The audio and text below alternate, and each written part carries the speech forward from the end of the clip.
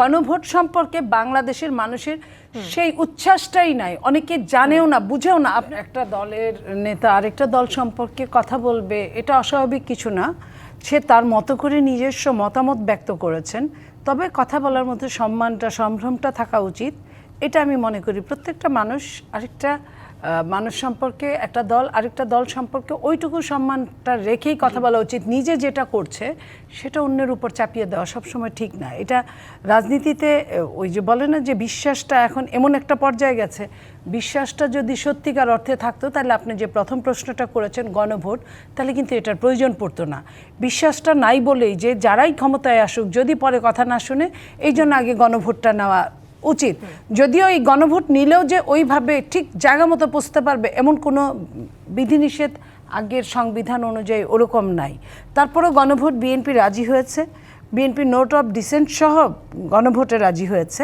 সেই গণভোটটা বিএনপি যেটা বলেছে যে একই খরচে একইভাবে একই দিন, নির্বাচনের দিনে দিলে তো এমন কোনো অসুবিধা নাই, কারণ এটা লাভ আছে, দুই তিনটা লাভ আছে। লাভ হলো, একটা লাভ হলো যে আপনার এক খরচে হয়ে যাচ্ছে। কিছুদিন আগে একটা জাতীয় নির্বাচন বাংলাদেশে হয়ে গেছে, আবার এর মধ্যে জাতীয় নির্বাচন আরেকটা হচ্ছে, সঙ্গে আরেকটা যদি গণভোটটা আলাদা হয় একই খরচ পড়বে প্রায়। তারা জামায়াত থেকে, যেমন জামায়াতের পক্ষ থেকে বলা হচ্ছে একই দিনে দুই ধরনের নির্বাচন, অর্থাৎ গণভোট এবং জাতীয় নির্বাচন। ভোট হলে কেন্দ্রে সহিংসতা হতে পারে, দু চারটা কেন্দ্রে ভোট বন্ধ হতে পারে, ভোট বন্ধ হলে এটা অবান্তর একটা কথা, কারণ গণভোট সম্পর্কে বাংলাদেশের মানুষের সেই উচ্ছ্বাসটাই নাই, অনেকে জানেও না, বুঝেও না। আপনি ওই যে বলেন না যে জনগণ আমাদের সাথে আছে, কত পার্সেন্ট জনগণ আছে এটাই তো তারা জানে না।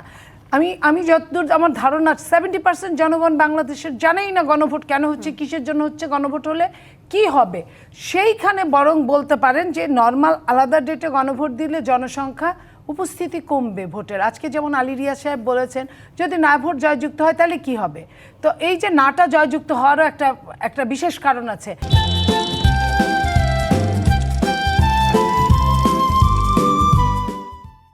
একদিনে হলে কিন্তু বেশ কিছু ভোটার পাওয়া যাবে যারা একই সাথে দুইটা কাগজ যখন হাতে পাবে, একটা কাগজ সে ফেলে আসবে না। ম্যাক্সিমাম লোক মনে করবে যে বসে থাকার চেয়ে ফিল আপ করে যায়, তো ফিল আপ করে যাবে। তাতে কি হবে, উপস্থিতি বেশি হবে, আর নইলে উপস্থিতি কমবে এবং না ভোট জয়যুক্ত হওয়ার সম্ভাবনা অনেক বেশি থাকবে। এই কারণে আওয়ামী লীগের যারা সাইলেন্ট আওয়ামী লীগ আছে, সব আওয়ামী লীগ তো আর পালিয়ে যায় না, কিছু কয়েকজন আওয়ামী লীগ, প্রথম কাতারের কিছু আওয়ামী লীগ যারা বিভিন্ন মামলার সাথে সরাসরি সম্পৃক্ত, তারা পালিয়েছে, অন্যরা পালিয়েছে এক এলাকা থেকে আরেক এলাকায়।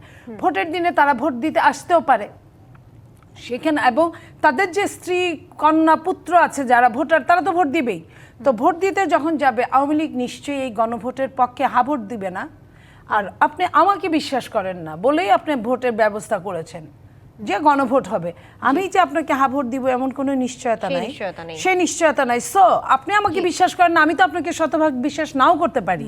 সো এই জায়গায় আপনি কিভাবে গণভোট যে পাশ হবে এটা নিশ্চয়তা নাই, যে কথাটা আমরা এতদিন বলেছি, এখন আলী রিয়াজ সাহেব এই কথাটা বলা শুরু করেছে। সো এই জায়গায় আপনার একই দিন ভোট যদি হয় সেটা অনেকের জন্য এটা ভীষণ ভালো একটা ব্যাপার। ওনারা কিন্তু গণভোট আলাদা দিনে হলে কি কি হবে এটা বলতে পারে না। আমি যদি আপনাকে বলি যে সংসদ সদস্য এবং গণভোট একই দিনে হলে, সংসদ সদস্য কিন্তু তার লিগ্যালিটি হতে মিনিমাম 3 দিন সময় লাগবে, তার আপনার কি বলে গ্যাজেটে নাম উঠবে, তারপরে শপথ নিবে,